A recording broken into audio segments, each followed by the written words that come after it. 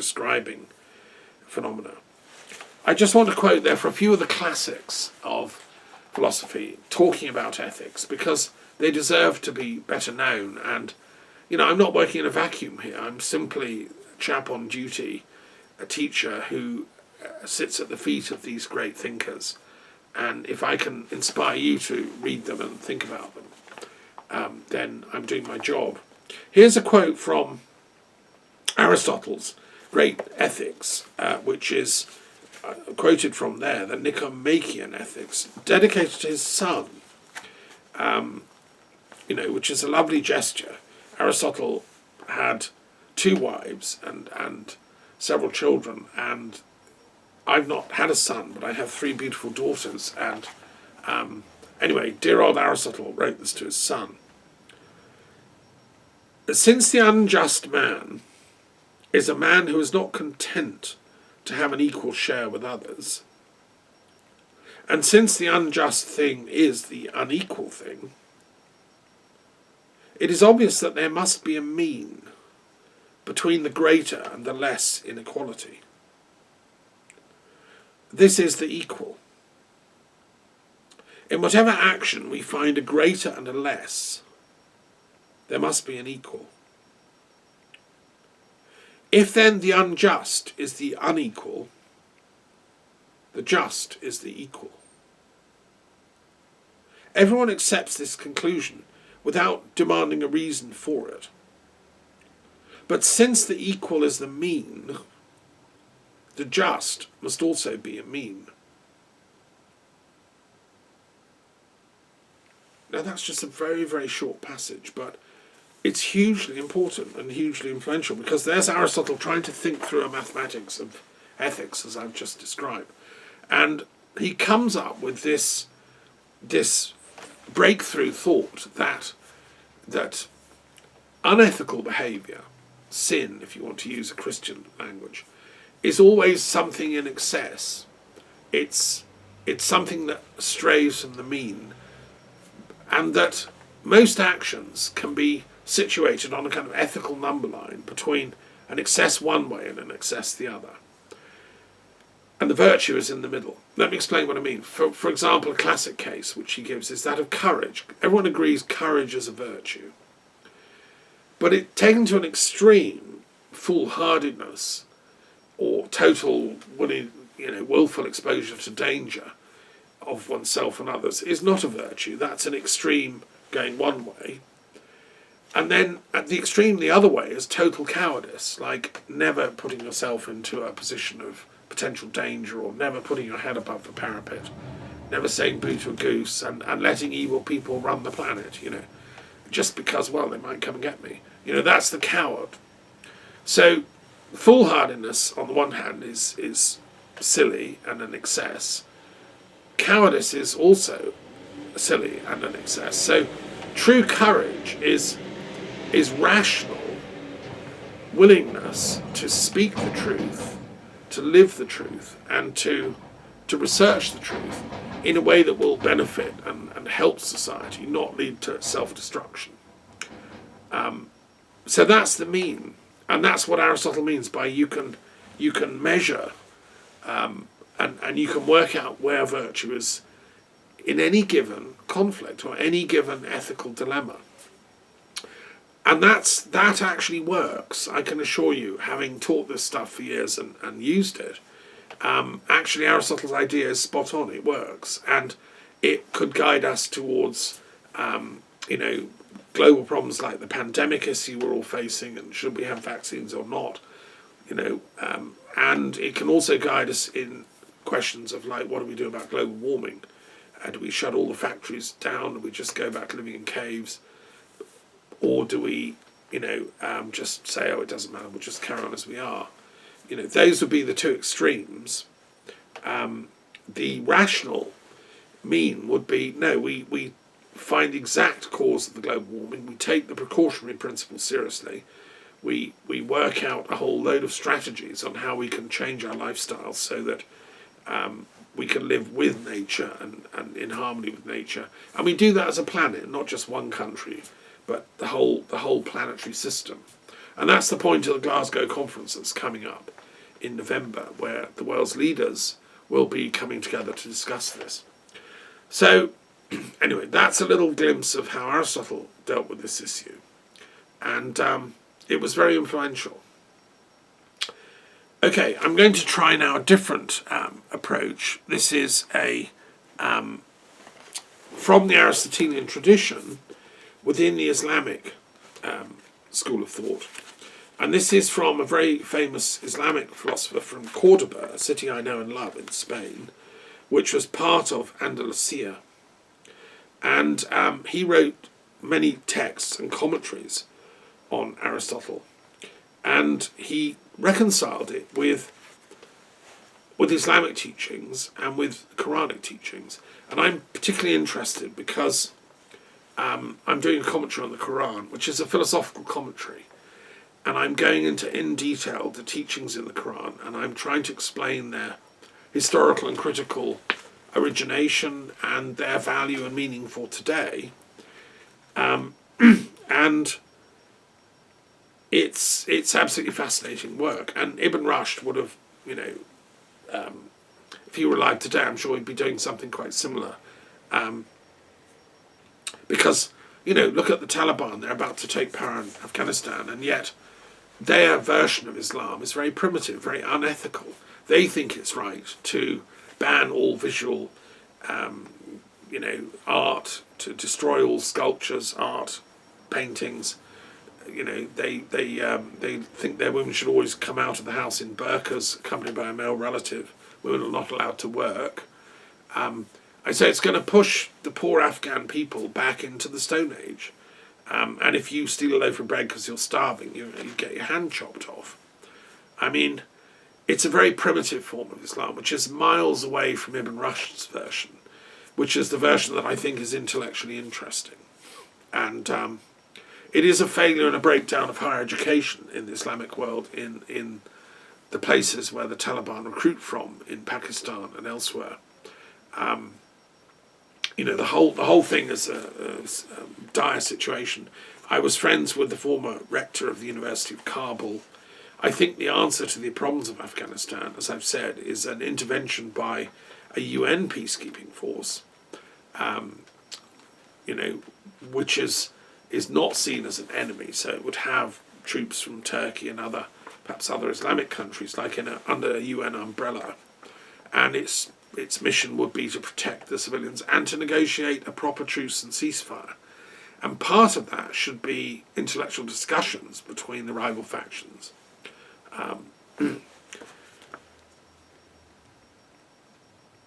So I'm going to read out a little passage from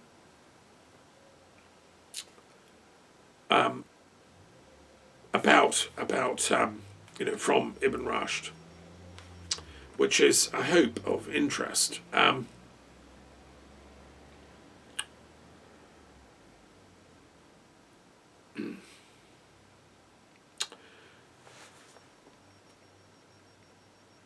If teleological study of the world is philosophy,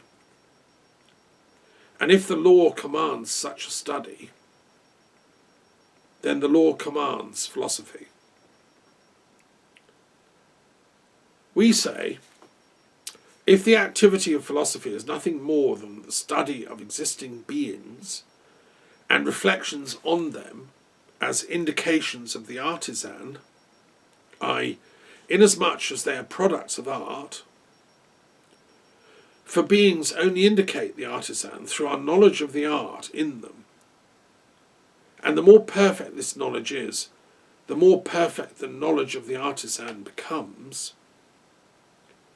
And if the law has encouraged and urged reflection on beings, then it is clear that what this name signifies is either obligatory or recommended by the law. The law commands such a study. That the law summons to reflection on beings and the pursuit of knowledge about them by the intellect is clear from several verses of the Book of God, blessed and exalted, such as the saying of the exalted, reflect, you have vision. This is textual authority for the obligation to use intellectual reasoning, or a combination of intellectual and legal reasoning.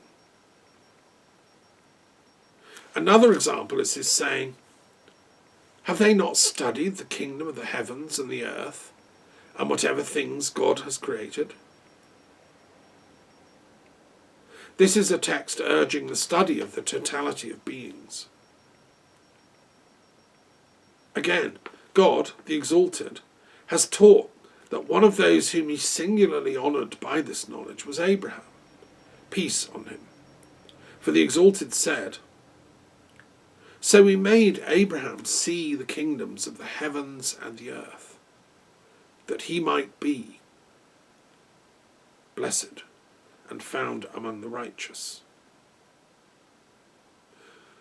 The Exalted also said, do they not observe the camels, how they have been created, and the sky, how it has been raised up? And he said, and they give thought to the creation of the heavens and the earth. And so on, in countless other verses. Well, that's the opening of Ibn Rushd's famous treatise on the harmony of religion and philosophy, translated into English. And, you know, when I went to Cordoba several times to give talks and attend conferences, including a UNESCO conference on the times of Andalusia as an example of what we can do now with interfaith philosophical discourse, I'm constantly struck at you know, we need to run very fast just to keep up with what they were doing in Cordoba, because that's where Maimonides came from, and you know, many other great sages. Ibn Arabi, one of the greatest Sufis, met Ibn Rushd, and can you imagine their conversation? You know, you know, Ibn Arabi felt that some spiritual phenomena are sort of so off the scale that you can't think about them logically in the Aristotelian way. And so Ibn Arabi and Ibn Rushd had slight difference on that. You know, and they're both right, I would say. Okay, I want to move on and look at another figure who's influenced ethics quite a lot, and who's again a great literary figure. And this is the great Danish theologian, philosopher called Kierkegaard. If you've not read him, then you have a treat in store. And I want to find a suitable passage from his extraordinary work.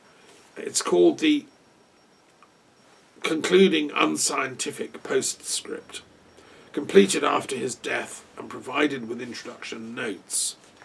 So Kierkegaard was the greatest Danish philosopher, and he wrote many works, and he was always trying to finish them, and he was always trying to explain in detail what he meant, and he kept this set of notes as a kind of a final explanation of what he was trying to do. And he never really finished it, because a true philosopher can never finish their work, because their work is a setting forth, it's a going out, it's like setting off on a voyage like Columbus. It can never be finished by definition. It has to be then taken forward by other thinkers.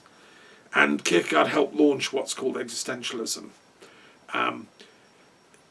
He brought a mode of seriousness to philosophy. It was in the 18th century, it had become a bit of a parlour game. It was polite people, you know, a sort of party trick in the salons of France, discussing maths and science, and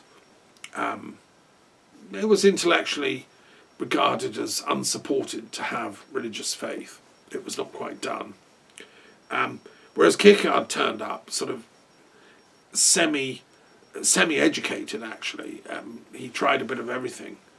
And he brought to it his heart, and his heart would not be silenced by these intellectual parlour games.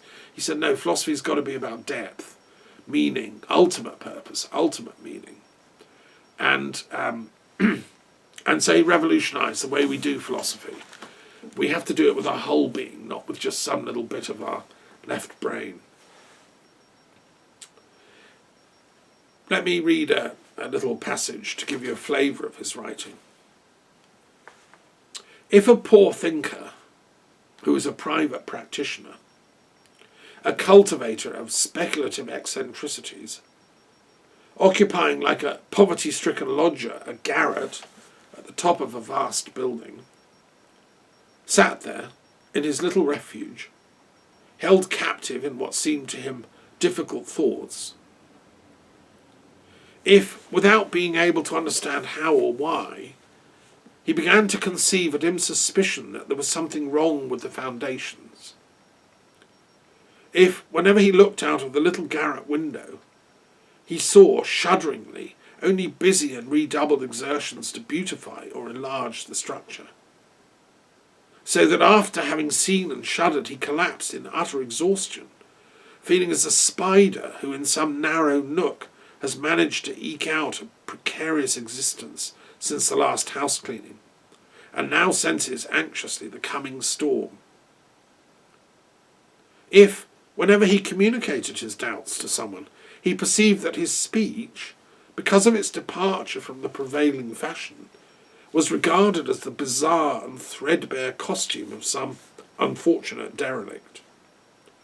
If, I say, such a privately practising thinker and speculative crotcheteer was suddenly to make the acquaintance of a man whose renown did not indeed directly ensure for him the validity of his thoughts, for the poor lodger was not quite so objective as to be able, without more ado, to draw the converse conclusion from renown to truth, but whose fame was nevertheless like a smile of fortune in the midst of his loneliness, when he found one or two of his difficult thoughts touched upon by the famous man, ah, what joy, what festivity in the little garret chamber, where the poor lodger took comfort to himself from the glorious memory of the renowned thinker, when his own thinking began to breathe courage, the difficulties began to take on form, and hope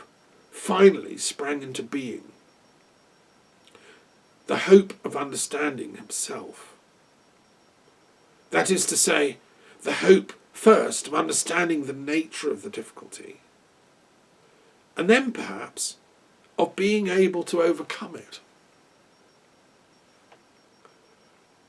Now that, my friends, is all one sentence. That is typical Kierkegaard. It's he's I mean, obviously he is the poor thinker in the garret.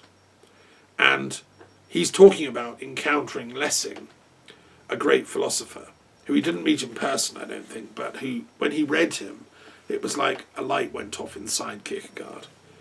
And so that's a sort of poetic way of saying, look, me, the poor thinker in the garret, not able to understand anything, suddenly I find Lessing and my light goes off.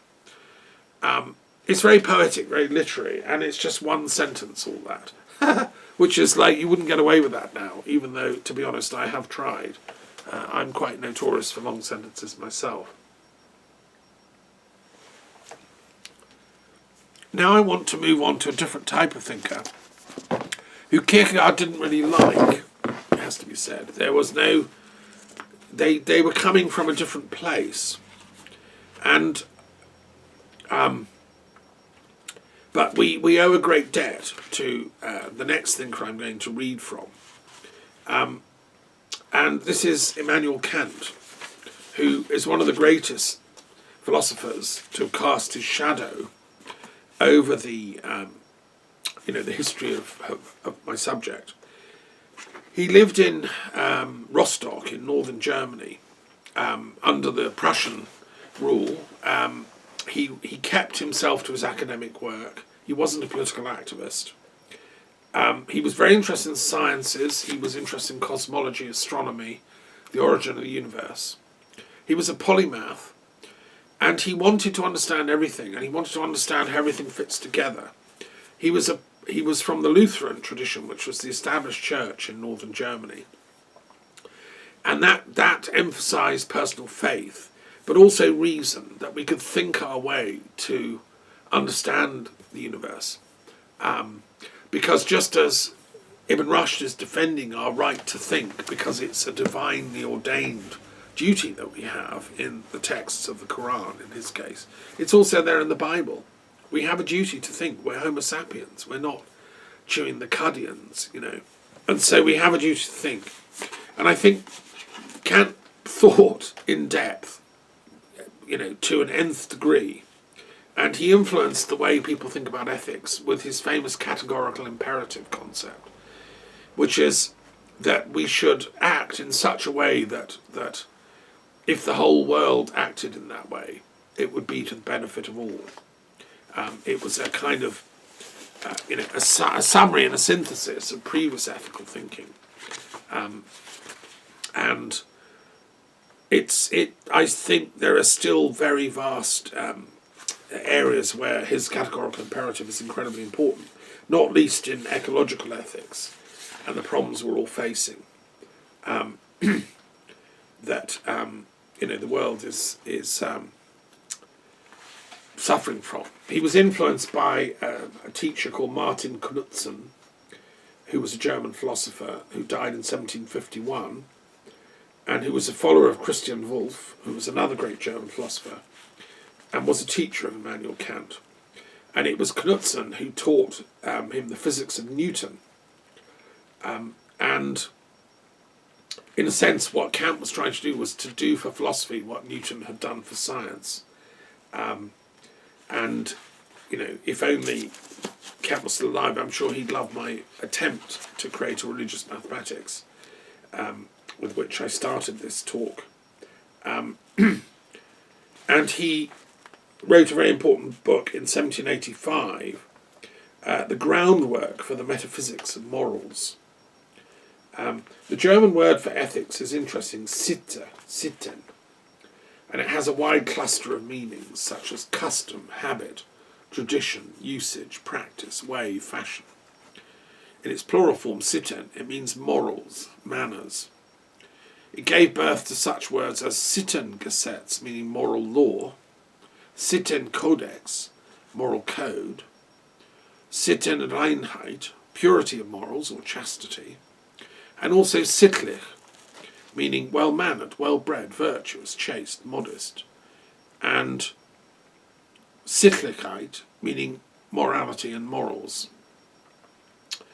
And it comes from a root connected to a lot of old European words which include, ultimately, the same etymology of the word ethos in Greek, which meant habit, custom, usage, disposition.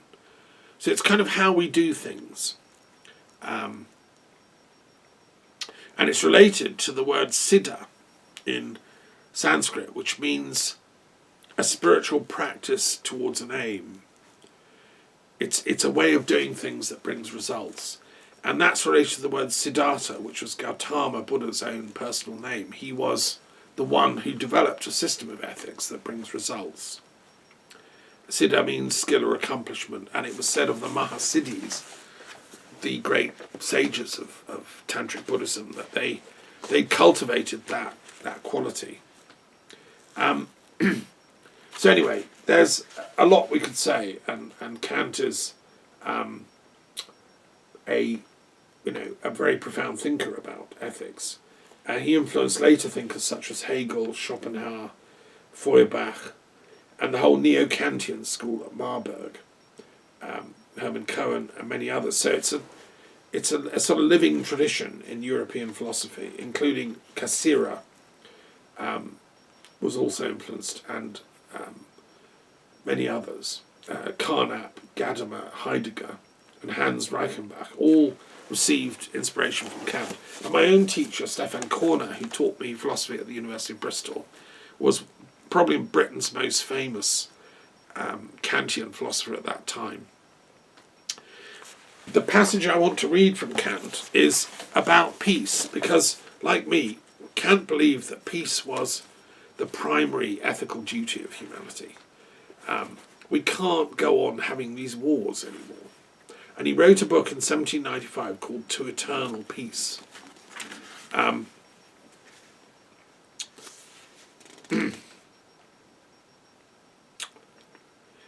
I'm just going to read a couple of, passages from it. The preliminary articles of an eternal peace between states. Now, don't forget the book is called To Eternal Peace. It's not just temporary peace. This is eternal peace. This is what I want in Afghanistan, and in Yemen, and in Iraq, and Syria, and everywhere else. 1. No treaty of peace shall be held to be such which is made with the secret reservation of the material for a future war. So that's one of the problems with the Treaty of Paris in 1990, when the Russians signed it in good faith. They didn't realise the Americans were signing it in bad faith. The Americans were sneakily thinking, well, we'll sign this treaty, but then we're going to get all the East European states and the Baltic states and so on to join NATO. I mean, what? That was not in the treaty, of course, and it was a verbal assurance given to Gorbachev that the Americans said, oh no, of course we won't do that. But it wasn't written down. And Gorbachev at that moment was terribly badly advised. I mean, I've never met Gorbachev, although I've heard him give a live lecture and asked a question, but I've not met him personally. But he helped run the Philosophers for Peace conference, which I attended in Moscow in 1990, the very year that treaty was being signed. I wish to God, we'd had a chance to chat, because he should have looked at the small print. So the Treaty of Paris failed because America never kept to its oral promise. And of course you complain at that and they say, oh well, we didn't have to write it down, did we? We didn't break any law. Because the American intelligentsia, if I can use the term, seem to think that if something's not written down, it's not ethical. They've been taken over by a sort of fanatical legalism. And this is why lawyers in America earn about 20 times the average salary of the average philosophy professor or teacher. Well, how long can a culture like that last? I mean, they have to reread their fundamental ethics as a culture. And I say that, in a very annoyed way on behalf of Gorbachev and the Russian people who were hoodwinked. And that's why Putin is slightly ambivalent when it comes to playing nicey-nicey games with the West, because there's no trust there. Well, if we're going to rebuild that trust, and I sincerely hope to, with my own European Philosophers of Peace projects, we should reread Kant.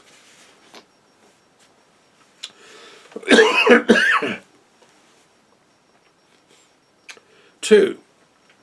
No state having an independent existence, whether it be small or great, may be acquired by another state through inheritance, exchange, purchase, or gift. 3. Standing armies shall gradually disappear. 4. No debts shall be contracted in connection with the foreign affairs of the state. 5. No state shall interfere by force in the constitution and government of another state. Well, I mean, that's been broken so many times. Poor old Kant must be turning his grave so fast, he's past the speed of light. 6.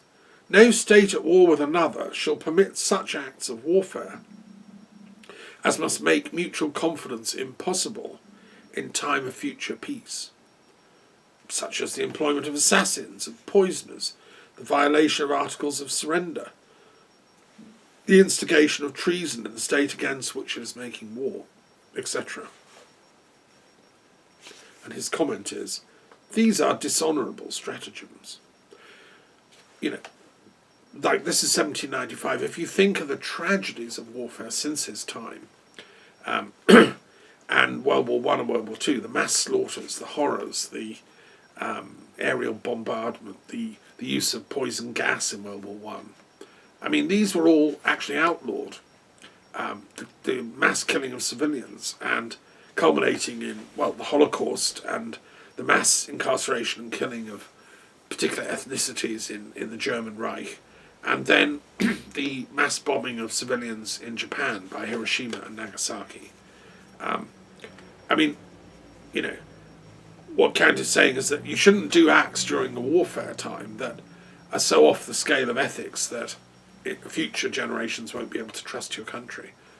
Well, what he didn't write was, well, what do you do if they have done that? I mean, America's committed so many acts of barbarism that most countries no longer trust it. Ask Venezuela if they trust the USA ethically.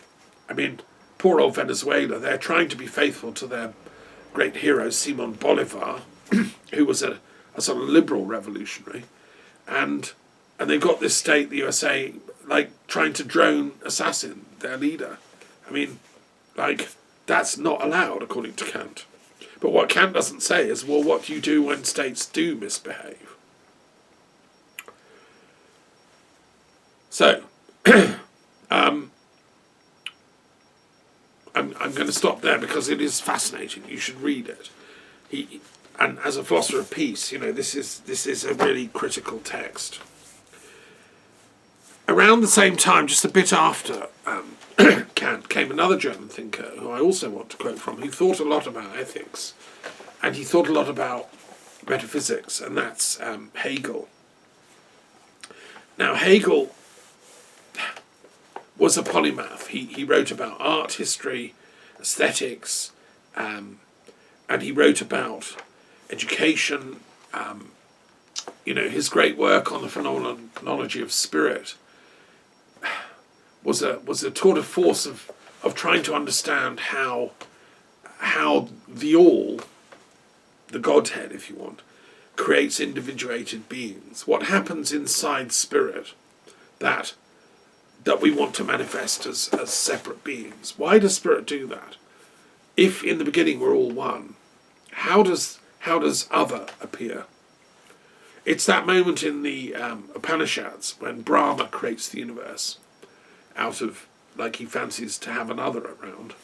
Well, why? What happened? And Hegel actually, I mean, it was ridiculous. He was quite young, in his 20s. He took on that mission of trying to explain it,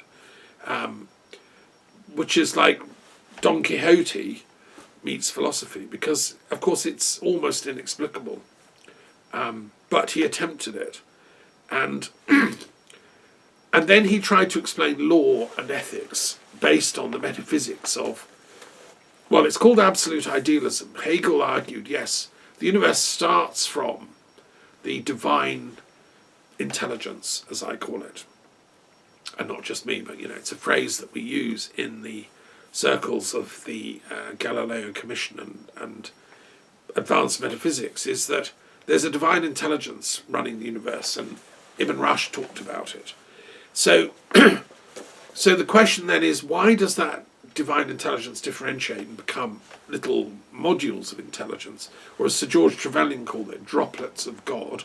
My friend and mentor, who was a great philosopher when I was starting, you know, in my 20s, Sir George had this lovely phrase. He said, we're all droplets of God. So why did the droplets of God come into being? And then why do some of them misbehave? If we're all droplets of God, surely we should all be doing little bits of goodness, and then we can join up and make a harmonious society. But some of us seem to be doing evil. Some of these droplets of God are, right now as I'm speaking, they're operating drones, and they're dropping bombs on wedding parties in Afghanistan, or they're dropping bombs wherever they fancy, or they're sticking Julian Assange in a cell, even though he's been found not guilty. I mean, or they're incarcerating